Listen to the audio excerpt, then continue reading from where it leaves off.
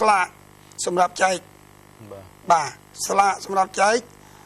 តាមក្រុមដែលហើយក្នុងក្រុមនីមួយដែលយើងរៀបចំក្នុងផែនទាំង10ក្នុងមួយផែនគឺសម្រាប់ប្រសង់ចំនួន50អង្គរឿងយើងជ្រាប10ផែនហើយក្នុងផែននីមួយមានតាអង្គភាពផ្សេង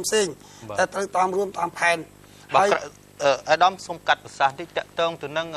ពិធីរាប់បាតក៏ដូចជាពិធីផ្សេងនេះក្រៅពីពិធីដែលអាដាមបានលើកខាងដើមហ្នឹងតើក្រសួងធម្មការមានបន្ទុករៀបចំពិធីអីផ្សេងទៀតទេបា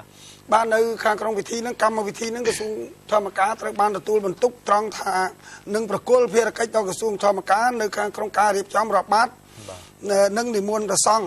នឹងបំផុសចលនាពុទ្ធបរិស័ទរបស់សកបាសកាដើម្បីឲ្យបានចូលរួមនៅខាងក្នុងពិធីរាប់បាត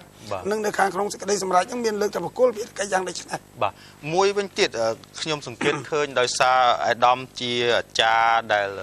តែងតែរៀបចំពិធីអីផ្សេងៗផងហ្នឹង